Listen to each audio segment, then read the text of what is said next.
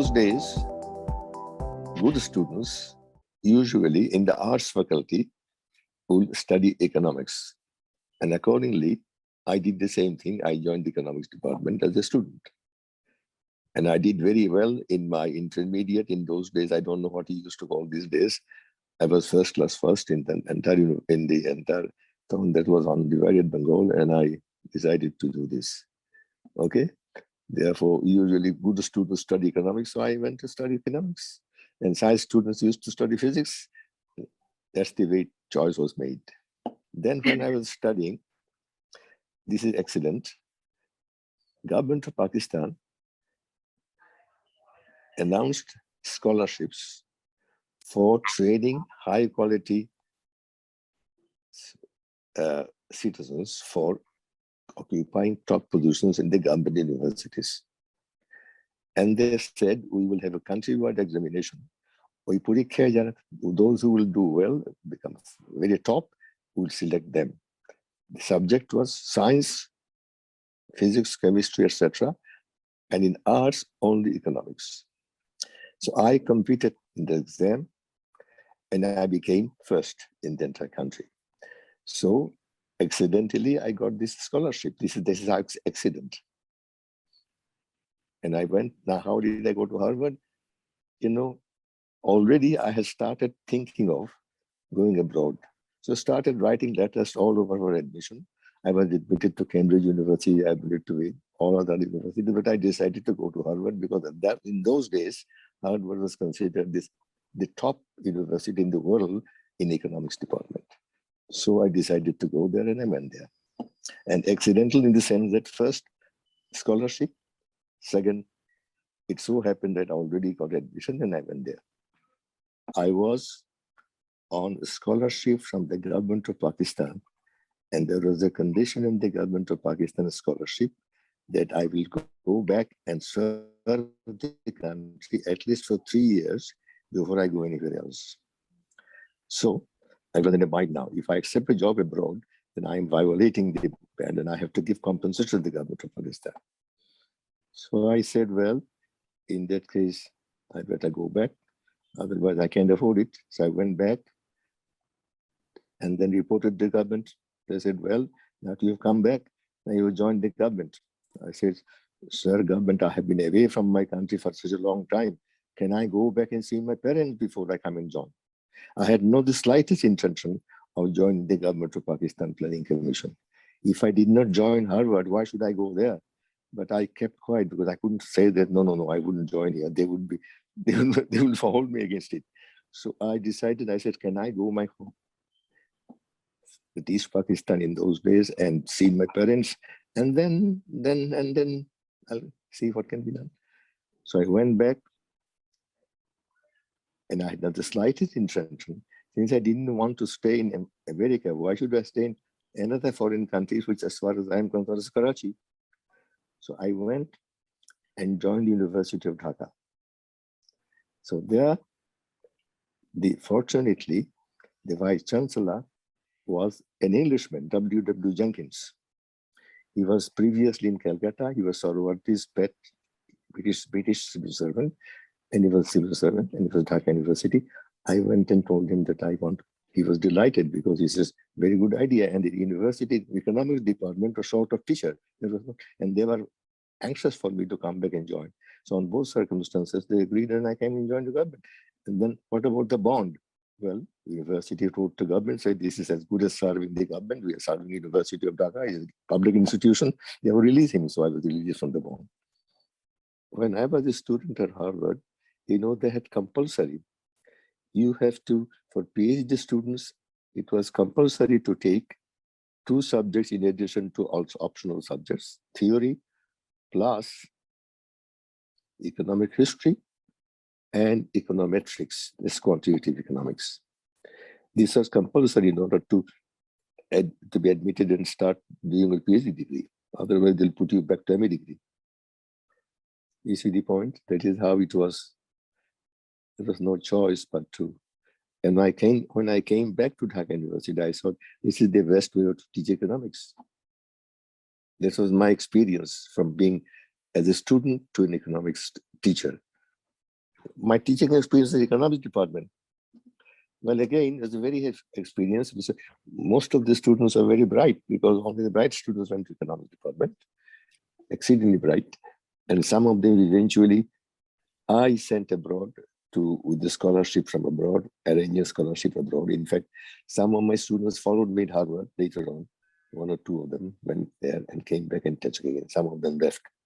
You remember Anisur Rahman, Professor Anisur Rahman? He was there. He was my student. He was sent to Harvard, came back and taught another.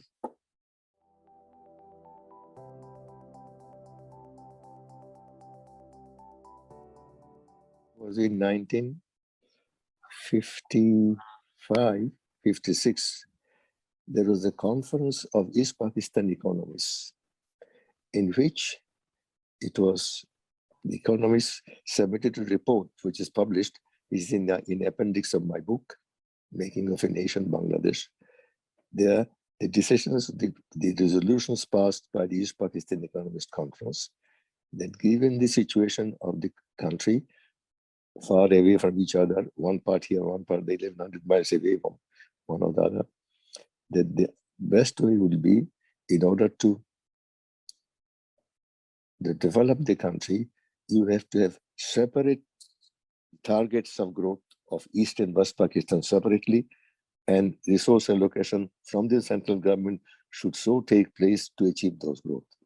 That was the decision we proposed in our conference in the 56.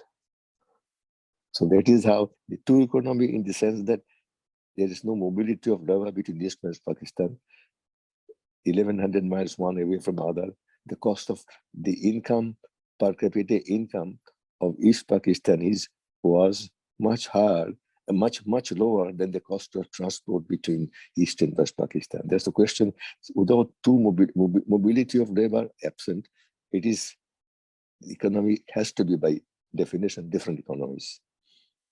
Before that, there was Ayub came to visit Dhaka, and he said,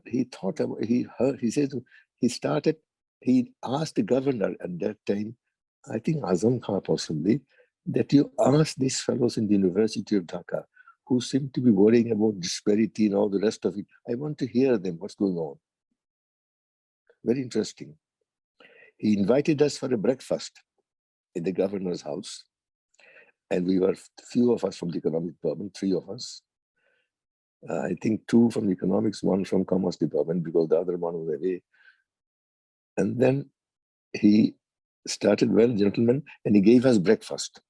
I still remember, I was very unhappy because he was getting breakfast of Moranjand and doi, first class doi. You remember cola and banana, best quality banana.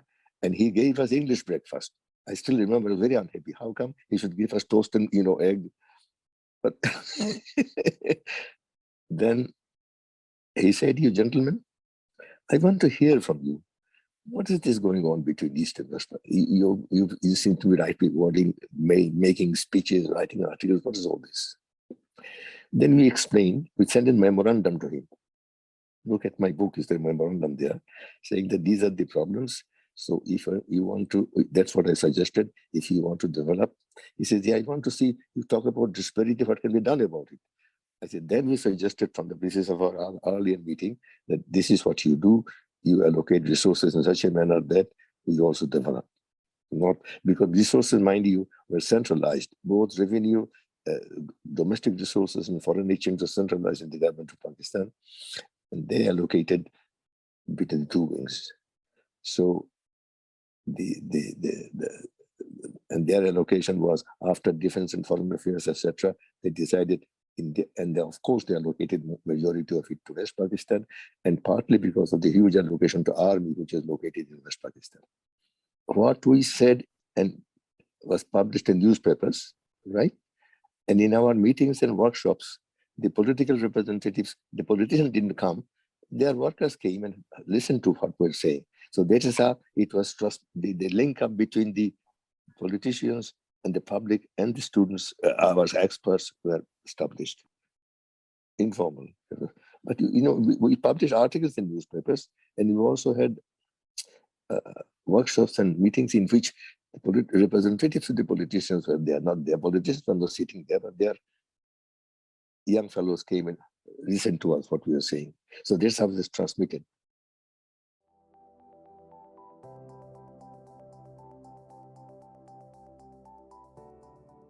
In those days, there was very little private enterprise. There was great debate about should be, in Bangladesh, in East Pakistan in those days, most of the industries, three categories. One was owned by, in those days, even on the whole of Pakistan, there was government sector, there was public sector. It is called East Pakistan Development Corporation, EPDIC. They had their industries under them. And then there are Pakistanis who were abandoned. And then there are Bangladeshis now. We have to decide now, what do we do? The Pakistanis abandoned, they have to be taken over the state. Basically, it will be all in this state sector. And all the sector which decision has to be taken in the Bengali enterprises, which were there, but they are so small, they were a very small part of the whole sector. But this, we decided no, they should be, to be consistent, we should be taking them over also. But then we said no, there will be a limit below which you would allow,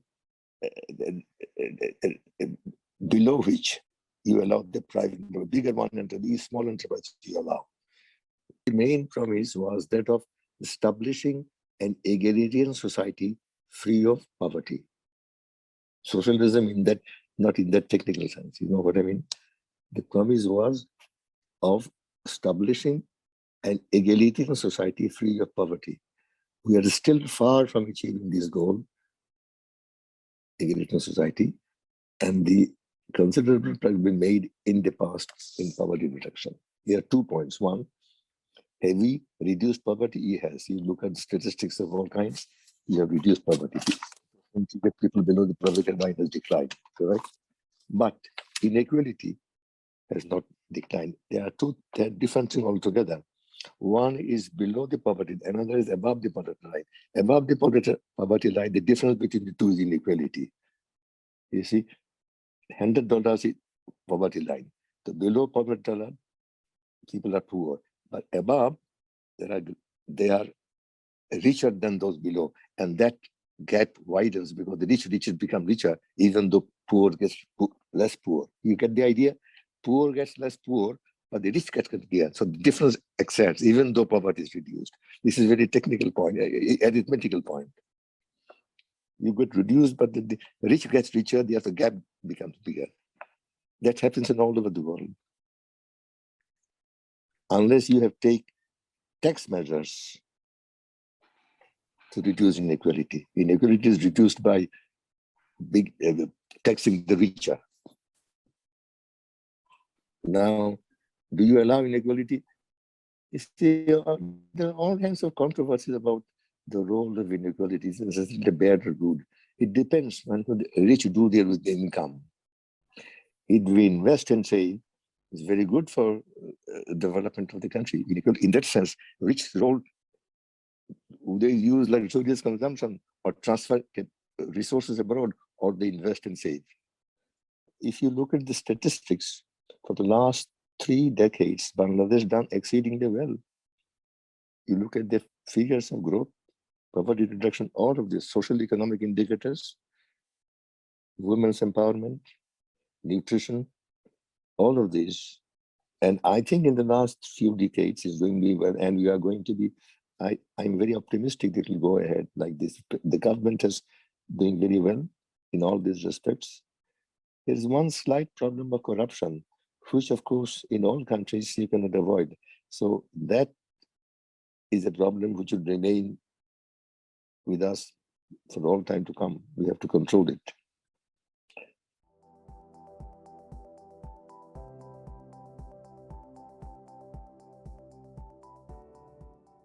Depends on your relationship with the politician. Because you said that they blame the economists for anything in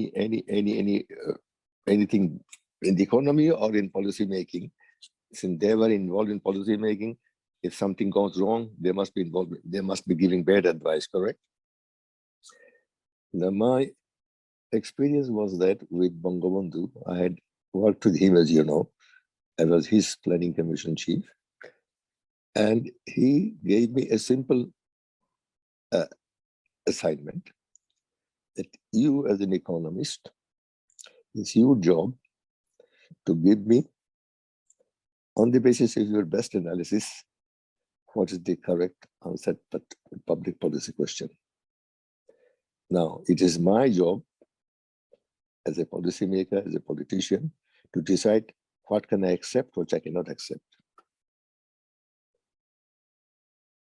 So, division of labor.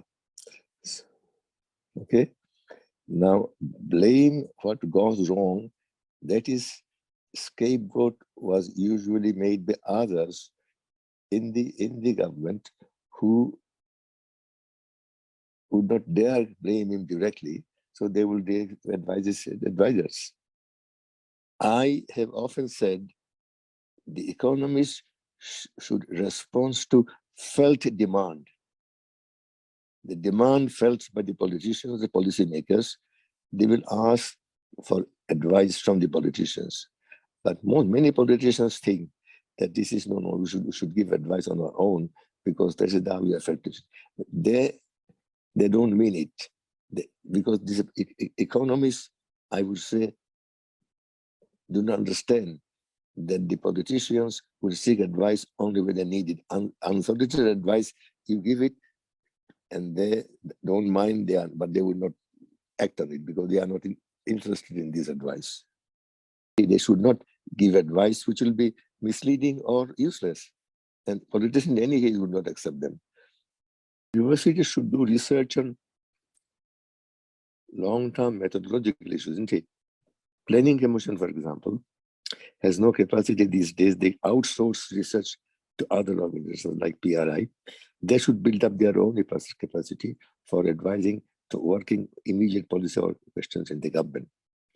And one step removed will be the research institutes, and even further step removed will be the universities, 3 stages.